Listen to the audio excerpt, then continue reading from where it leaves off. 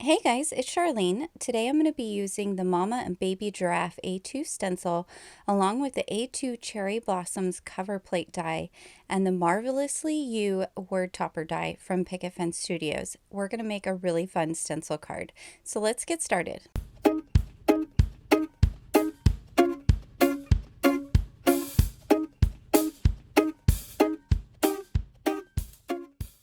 So I'm starting off with a piece of A2 sized cardstock, and that's 4¼ by 5½, and I'm just taping my stencil to it. I'm taping it to the paper to the back side of the stencil here because I'm going to be doing some dry embossing.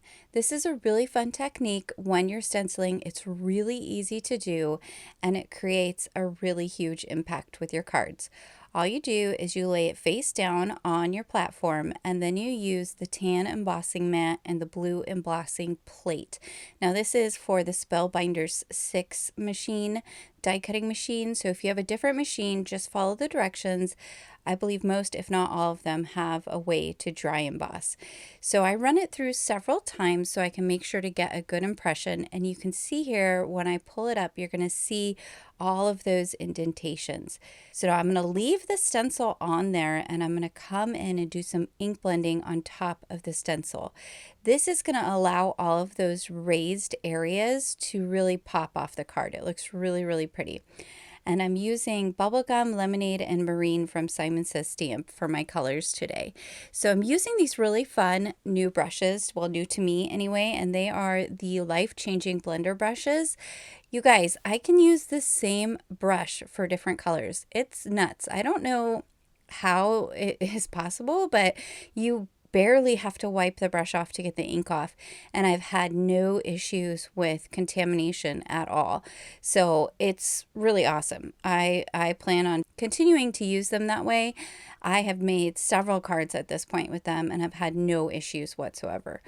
So pulling off the stencil, look how cool that looks. Now I used a pink, a yellow, and a blue, and because I overlapped them, that gave me a rainbow of colors. I got pink, orange, yellow, green, and blue because of how the colors combined. So that is a fun little trick to do if you're trying to create a rainbow, but you don't have all the colors or you have a small space you're working with.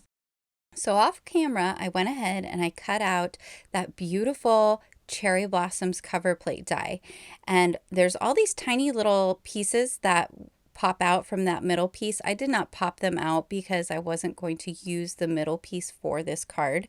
But this cover plate die is so pretty. I could see this making an awesome shaker or like a shaped card, all kinds of different cool stuff. So I'm trimming it down because I just wanted to have those really pretty flowers on the top and bottom, but I still wanted to be able to see all the way through to that really pretty stenciled image in the back. So this is a trick you can use if you're trying to stretch your dies, is look at your cover plates and see what you can cut from them to use as an element on your card. Like you could use, even just cut out the flowers all the way. There's several of them on this cover plate die where it's the full front of the flower, and you could just apply the flowers to your card. You wouldn't, it just gives you another way to use it. So I went ahead and I went all the way around and dotted with liquid adhesive, and then I'm just going to adhere it directly to the stenciled piece of cardstock.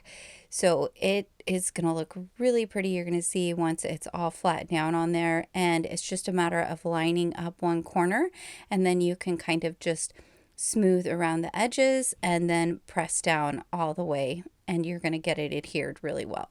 Now I did go ahead and put a clear acrylic block on top of it while it was drying just to make sure I got good adhesion, but you probably don't even need to do that. So now I'm going to put the top flowers on the top part of the card, and I like this because you can still see the mama giraffe reaching down and, you know, giving a little nuzzle to the baby giraffe. I think it's so cute, but then you also have this extra layer of the flowers that makes it feel springtimey and just a little bit more feminine. It's very pretty in person. I think that if you look at the pictures at the end, I think they really do the card justice. So once I have that done, I'm going to go ahead and take a separate piece of cardstock, and you're going to want to make sure it's on the horizontal, and I'm going to do some quick ink blending again with the same colors. Now this does not have to be perfect. It can be kind of messy because we're actually just using this to cut out using that word topper die. Now these word topper dies are so cool because they are a really easy way to add a sentiment to your card.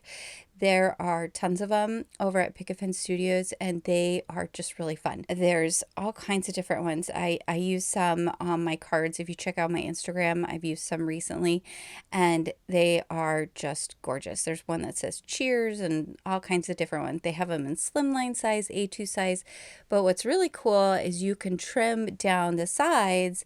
So a lot of them are long, so you could place them on the horizontal, or you can trim down the sides and put them on your card so that it's a vertical top folding card, and you have your word topper die sentiment down at the bottom. So now I'm coming along the edge. I have put some liquid adhesive all along the back of the word topper die cut, and I'm just going to adhere that on there. Now you could cut this out from colored cardstock as well, but I really wanted to continue kind of with that bright fun rainbow theme, so I chose to do that same color of ink blending that I had done on the Giraffes. I chose to do it on the word topper die, and I think it really ties the whole card in together. The way these work well for me is if I adhere the bottom part and then kind of slide my finger up from the bottom of the word to the top of the word, and they just glue down perfectly. And you can also layer them up, and you can get like almost a chipboard style, and it looks really pretty as well. So I'm just going to go ahead and glue this straight to my card base, and I don't have to worry about any borders or anything like that. That's also the nice part about adding that little cover plate detail, is it kind of creates a faux border around my card, and I don't have to, cut down my panel or anything like that. So I'm using a couple of sequins from this really pretty mix called the Day of Rainbows mix, and there's all kinds of different beautiful sequins in there, but I just pulled out some really cute pink ones that are kind of iridescent. So there's my finished card, guys. I hope you enjoyed this video and found some helpful information. I hope all of you find some time today to get crafty. Mother's Day is coming up. I think this would make a great card for that person in your life that you want to say you love. Be sure to hit that like and subscribe button, as well as the notification bell, so that I can continue bringing you more crafty content in the future. Until next time, guys, happy crafting.